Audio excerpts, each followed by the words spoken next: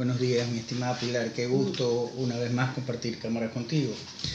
Hoy día vamos a tratar un tema que ha sido solicitado por nuestros amigos migrantes, que es el tema de derecho sucesorio sobre las herencias. Tema polémico que generalmente tiene mucha cola y mucha tela por cortar. Mi querido Modesto, qué gusto volver a conversar sobre estos temas contigo. El tema sucesorio es un tema importante y además de ser un tema importante, es un tema del que no queremos hablar porque lo asociamos con la muerte. Y la muerte no siempre está bien entendida. ¿Por qué es importante establecer qué va a pasar con nuestros bienes después de muerto para evitar conflictos familiares? Lo primero y más importante es hacerle conocer a nuestros amigos migrantes que en el Ecuador hay dos formas de suceder a una persona luego de que fallece. La primera es la sucesión testamentaria y la sucesión ab intestato o sin testamento. Interesante tema para nuestros amigos que se encuentran en el exterior. Yo tengo entendido, por lo que nos han manifestado justamente ellos, que los problemas surgen justamente ante el hecho de la sucesión intestada. Lo importante es determinar que si una persona tiene un haber de bienes, también hay deudas, un haber hereditario, si no hay testamento, la ley va a cubrir y va a entregar unas disposiciones que son con las cuales se va a regir este testamento. ¿Qué pasa? Pasa que si yo tengo una casa y, por ejemplo, muero y no la tengo a nombre mío, mis hijos, por poner un ejemplo, no van a poder heredar. Y eso les pasa a muchos migrantes.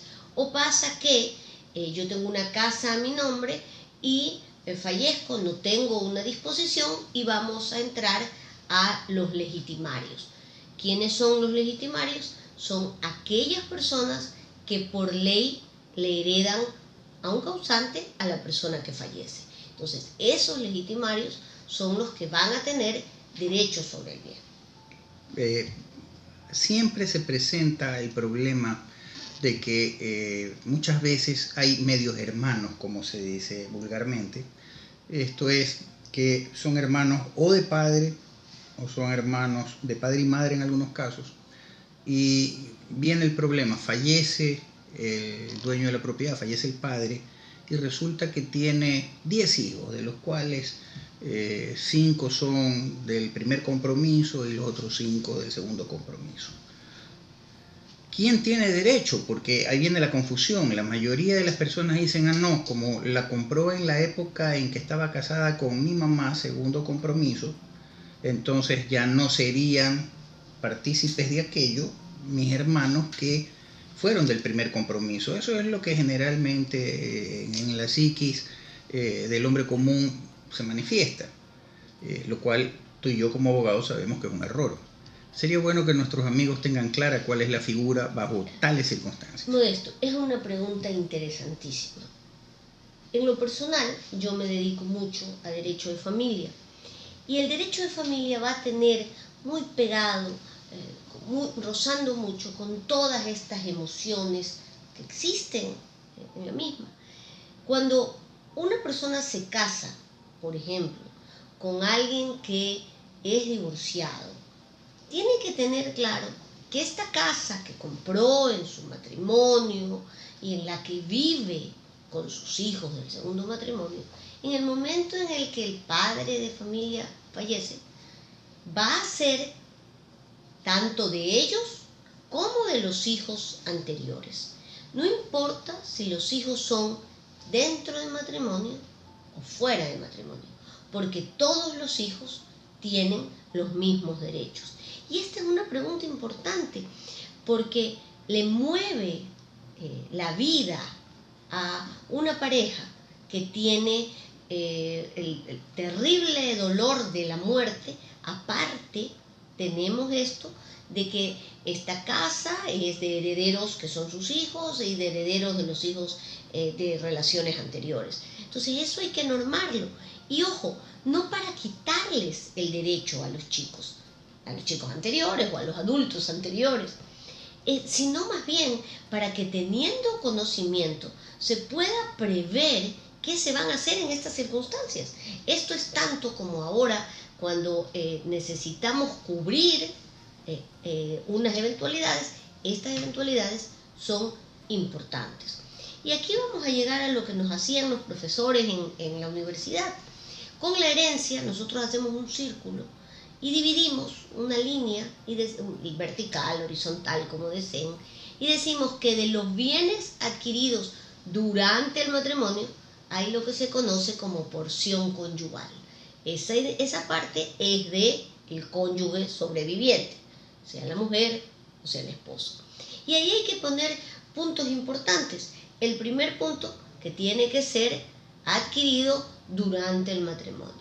Eso quiere decir que si no es adquirido durante el matrimonio, no va a haber este 50% de la porción conyugal. El segundo, que tiene que ser a título oneroso, es decir, lo compraron.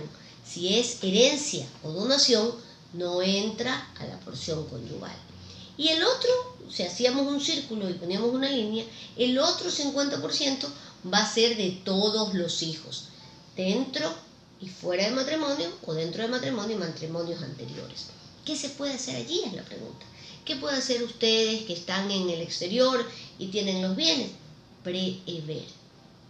Generalmente se presenta un tema también muy particular con nuestros queridos amigos que se encuentran en el exterior, y es que cuando migran, tenían aquí una familia, migran para buscar mejores condiciones económicas justamente para la familia, pero este distanciamiento muchas veces prolongado, y que justamente el hecho de mandar la mayoría de los recursos para acá, para la patria natal, hace que se impida la posibilidad de retornar a la patria, y más aún si está ilegal, peor, de mandarlos a ver, hace que se generen nuevas relaciones afectivas en el lugar donde han migrado y se generan nuevas familias.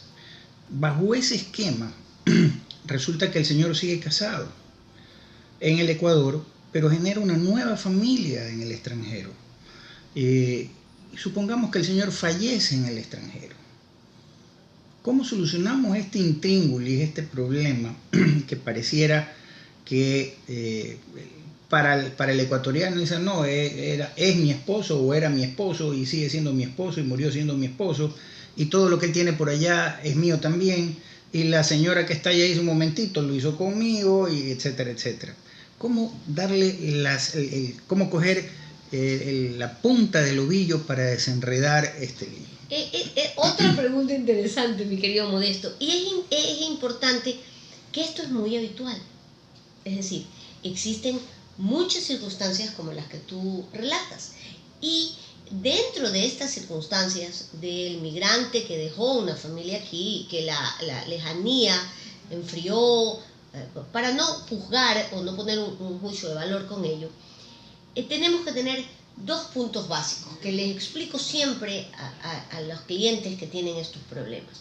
Lo primero, por un principio de territorialidad de la ley, los bienes que están en Ecuador van a estar dentro de las posibilidades de que la persona que está en el Ecuador inicie un juicio de posesión efectiva, si son los hijos, o un juicio de apertura de sucesión, y la mitad del bien, por ejemplo una casa, es de la esposa. Todo lo que el migrante hizo en el exterior, tenemos que tener claro también que el matrimonio, si no ha sido disuelto en Ecuador, él sigue casado. Existen casos, por ejemplo, en que en Estados Unidos, por decir, van y hacen un divorcio y la corte les dice, ok, eso no sirve para Ecuador. En Ecuador tendrían que haberse hecho los trámites respectivos para divorciarse en el país, para que tenga valor legal. Ahora bien, si el migrante adquiere allá una casa, un carro, etc., tenemos que analizar cómo la persona del Ecuador, que no puede entrar al país, va a poder resolver la situación migratoria. Ahí estamos en la parte práctica, desde contratar un abogado en el exterior y mandar los documentos con una procuración judicial, lo cual es sumamente caro para el ecuatoriano que se encuentra. Y lo que termina pasando es que en Ecuador se hace un proceso judicial y se va a adjudicar a la porción conyugal y a los hijos que se encuentran.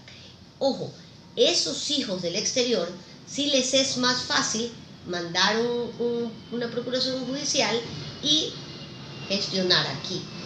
Eso también crea graves conflictos, por lo cual es lo mejor en un momento dado que se encuentra una separación, ejecutarla y en todo caso mediante un convenio se quede la porción conyugal aquí o los hijos se le entreguen a la madre, cualquiera que sea la circunstancia, dependiendo de cada caso. De este diálogo me surge una inquietud que seguramente la comparten nuestros seguidores, los seguidores de tu programa, Pilar, y es de que se divorcia en los Estados Unidos, pero sigue casado acá. Perfecto. El asunto es, ¿cabría posibilidad de validar en el Ecuador ese divorcio realizado en los Estados Unidos, divorcio de un matrimonio que fue realizado en el Ecuador? Este es un tema, es otro tema además de herencias, pero importante también. ¿Cuándo puedo divorciarme en Estados Unidos y que sea el juez me lo dé? Donde están las dos partes. Pues. Es decir, estamos asumiendo que los dos cónyuges están en Estados Unidos, resuelven, se fueron juntos, resuelven la situación de los chicos y un juez les da una sentencia. Esa sentencia no tiene valor legal en Ecuador, a no ser que se llenen ciertos procedimientos. Y ojo, aquí es importante explicarle a nuestros oyentes, a las personas que nos ven, que recuerden que para casarse acudieron al registro civil o un delegado del registro civil y esta acta de matrimonio se encuentra en el registro civil y solamente usted va a estar divorciado si hay una sentencia judicial que margine esa acta de matrimonio y eso lo va a habilitar para que usted saque una cédula nueva, etc. Entonces, esta sentencia que le he visto muchísimo por mi trabajo, tendría que tener todos los requisitos que dice la ley como para que yo pueda ejercer el procedimiento y validarla en Ecuador. Un procedimiento complicado en el cual la mayoría de las veces es mejor hacer el divorcio en el país si hay un mutuo acuerdo y posteriormente marginar. En temas de familia, cuando lo he visto mucho, por ejemplo, la pensión de alimentos que se establece en Estados Unidos siempre es más beneficiosa para los chicos, a menos que yo pueda probar aquí los bienes que tenga el padre, entonces les beneficia que tengan una pensión de alimentos, pero no necesariamente eso se puede acreditar aquí. Yo necesitaría todos los documentos traducidos, apostillados, etcétera, para ver qué podemos hacer en un trámite de esa naturaleza. Vamos a complicar un poco más las cosas. Como te gusta. Efectivamente. Y vamos a complicar el escenario. ¿Qué pasa con ese migrante que salió del Ecuador al extranjero, formó familia en el extranjero sin haberse divorciado en el Ecuador? Se acogió en su debido momento al plan retorno que se estableció hace mucho tiempo atrás, que no fue todo lo exitoso que se hubiera querido, pero retornó al hogar con la persona con la que sigue casado. Claro. ¿Qué pasa con la persona que quedó en el exterior, con los hijos que quedaron en el exterior? ¿Qué sucede? ¿Qué pasa con los menores, con el tema alimentario, manutención? ¿Qué pasa con esa mujer que quedó abandonada en el exterior? Bueno, con los hijos en el exterior es complicado, porque ellos tienen total derecho a todos los bienes que tenga el padre después de muerto. Este es un tema que yo siempre les digo a mis clientes, ¿no? Porque viene la mujer y me dice, doctora, todo es de mis hijos. Y le digo, no, todo no es de sus hijos luego de muerto. Porque en este tema que iniciamos es que luego de que yo fallezco, tomen disposición de mis bienes. En vida, todos los bienes son de los cónyuges. Estos chicos que están en el exterior tienen derecho a un child support, a una pensión de alimentos. Ahí estará en ver cómo la ejecuta la persona que vive, por ejemplo, en Estados Unidos, si el migrante está en Ecuador, lo cual es complicado. Y tienen derecho, si el padre fallece, a todo lo que el padre tenga a su nombre en el Ecuador y en Estados Unidos. El asunto es que por eso hay mucha gente que cambia, tiene unos hijos en un matrimonio, se divorcian, tienen otra familia, y esta segunda familia quiere un poco asegurar su tranquilidad. Yo lo he visto mucho con la casa. Me dicen, doctora, es que esta es la casa en la que yo vivo con mi esposo y mis hijos. ¿Qué hago? Entonces ahí comienza una suerte de, bueno, saquémosla de la sociedad conyugal, démosela a una tercera persona, démosela a los hijos si ya son mayores, en el cual ya los otros hijos pierden ese derecho. Pero recuerden que es legal, porque la disposición de los bienes en vida la puede hacer su titular. No es que tiene que dársela a los hijos. Teniendo presente que la mayoría de los migrantes, de nuestros migrantes, pertenecen al sector rural por muchas veces y son dueños de lo que denominan en la sierra chacritas. Así es. O finquitas que denominamos en la costa. Pueden ser 1 cuadra, 5 cuadras, etcétera, 2 hectáreas, 3 hectáreas, lo que fuere. Y entonces dicen, mis hijos me están pidiendo la herencia por anticipado. Y entonces entran en unas discusiones terribles dentro de la familia, de manera tal que el padre se ve angustiado porque el hijo le está pidiendo por anticipado la herencia sobre esas tierras. De hecho, yo conozco el caso de alguien en que, como se da generalmente este tipo de transacciones, le compró al vecino, no hay documento de por medio, compró maquinaria para esa tierra, la puso a nombre de un tercero porque era más beneficioso, alguien de tercera edad, por el tema de impuestos, etcétera, etcétera, y a la hora de la hora no tiene nada. Entonces, ¿qué hacer dentro del tema? Primero, ¿cabe o no cabe el repartir la herencia antes de morir? Primero. Segundo, ¿qué hacer con estas transacciones del todo, digamos que no a través de un método normal, ortodoxo, sino de la costumbre? Yo creo que ese es un tema que nosotros podemos tratar. Queridos amigos, retomamos este tema tan interesante con la doctora Pilar Estarellas en su programa Perfiles de Esperanza. Y estamos hablando, Pilar, de esta situación que es muy común dentro del tema del agro. La sencillez de nuestro hombre de agro hace que la confianza, la palabra muchas veces aún tenga un peso superior al mismo hecho de la escritura pública, etc. Pero desgraciadamente la ley echa un poco por tierra estos principios morales. Y resulta que es muy común que el dueño de una propiedad le compre al vecino su propiedad, o lo haga de palabra o lo haga con una carta simple, ninguna escritura pública ante notario, menos aún registrada en la autoridad competente. ¿Qué sucede en ese caso? ¿Qué podemos hacer? Modesto, es importante determinar esto no solo por un proceso de sucesiones. Es importante determinar cómo adquiero los bienes, cómo un bien entra a mi propiedad. Entonces, la pregunta que tú me hacías tenía 2 ámbitos. El primero, y diría yo de gran importancia, ¿los hijos le pueden pedir a los padres la herencia anticipada? No. Los hijos no tenemos derecho a los bienes de los padres antes de que ellos fallezcan. Tenemos lo que se conoce legalmente como expectativa de derecho. Por consiguiente, si usted me está oyendo y tiene una casa, tiene una finca, tiene una propiedad, no es que esto es de los hijos. Esto va a llegar a ser de los hijos en el momento en el que usted fallece. Yo he oído mucho en el estudio, doctora, pero para que no tengan que pagar impuestos, para que no tenga, le doy en vida. Mi gran recomendación siempre ha sido que si se da el bien, por ejemplo, la casa donde han vivido, se pase la nuda propiedad y se quede el usufructo a favor de los adultos mayores. ¿Qué es esto en palabras sencillas? La propiedad en sí misma no se puede vender, alquilar hasta que el adulto muera, y esto va a traer como consecuencia mayor sencillez para no hacer una apertura de sucesión.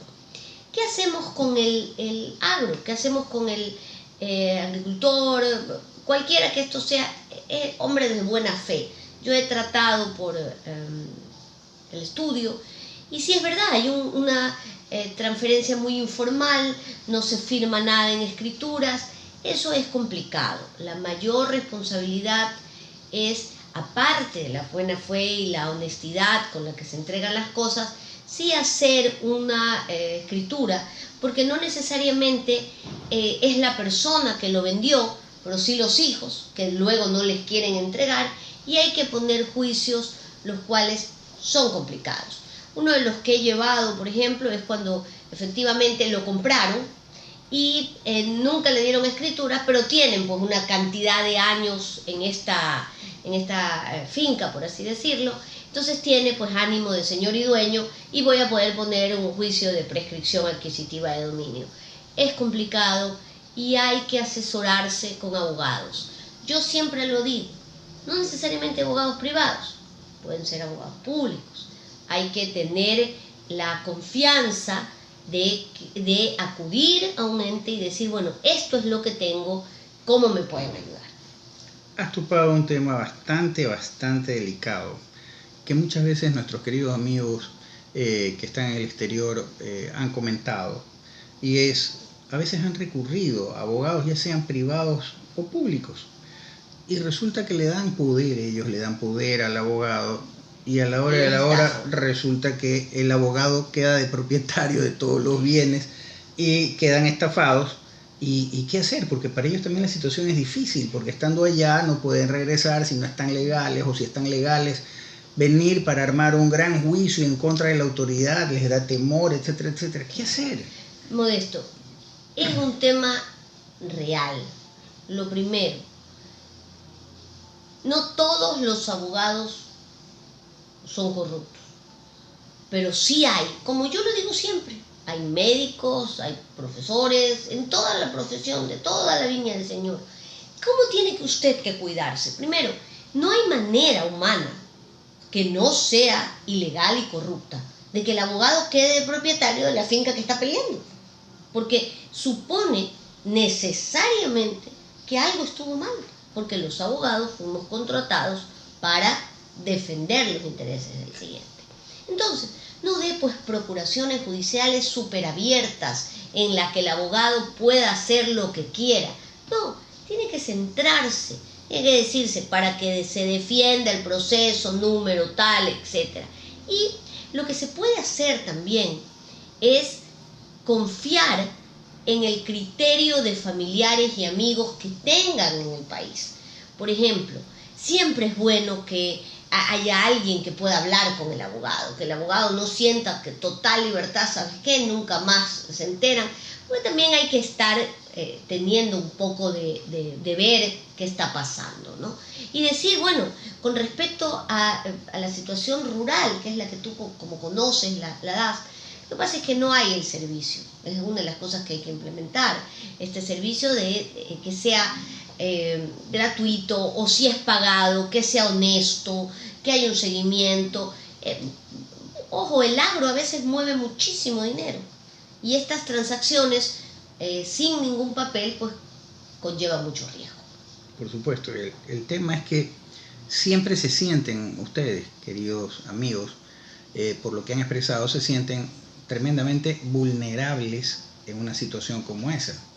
Y ahí viene el tema, ¿qué recomendación dar? Efectivamente, hay de todo, como dice la doctora Pilar Estarellas, de Hunter, hay de todo en la viña del Señor.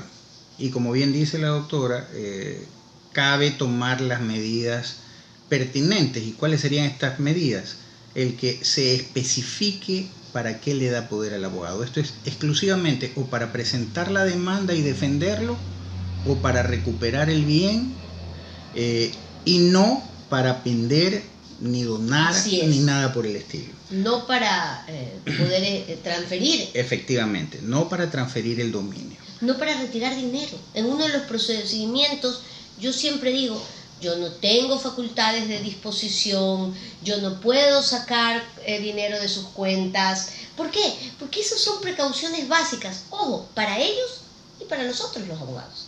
Porque a los abogados honorables no nos interesa estar metidos en ese tipo de circunstancias. En asuntos de familia, por ejemplo, yo tengo autorización para comparecer, tengo autorización para defender, etc. Yo no tengo autorización para ingresar a la cuenta SUPA. Pues. Claro. La cuenta SUPA, que es el Sistema Único de Pensiones de Alimentos, es solo de la madre del menor a que está el beneficiario. El beneficiario. Correcto. En resumidas cuentas, porque ya estamos cerca del final del programa, ha sido un programa tremendamente interesante, como siempre.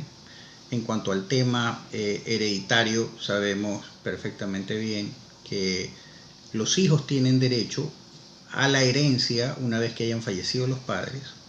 Segundo, que no es obligación del padre anticiparle la herencia. Si lo quiere hacer, tiene que hacerlo vía donación. ¿Sí es? Entre vivos.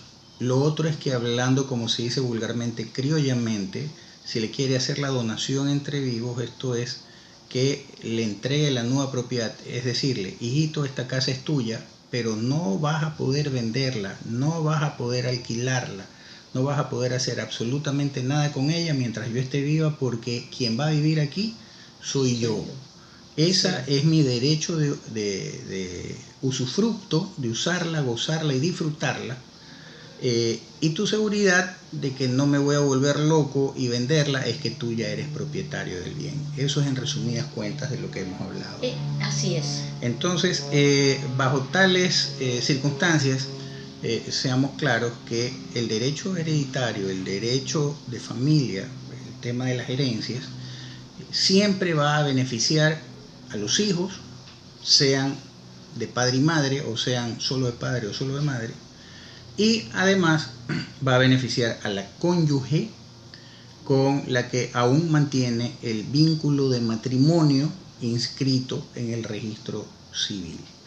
Por lo tanto, solucione sus problemas de manera correcta, consultando a un abogado. Para contratar al abogado, investigue cuál ha sido la vida profesional de ese abogado, y una vez que ya tenga claras las posibilidades, actúe, porque lo peor que se puede hacer es caer en la red de la estafa, que muchas veces, desgraciadamente, vienen como parte de la corrupción con representantes de gobiernos en el exterior. Pilar, te agradezco una vez más. Modesto, muchísimas gracias a ti. El permitirme compartir micrófonos y cámaras contigo, y será hasta el próximo lunes a la misma hora, en la cual estaremos tratando un tema interesante que ya lo hemos de promocionar a través del canal. Muchísimas gracias. Gracias a ustedes, queridos amigos.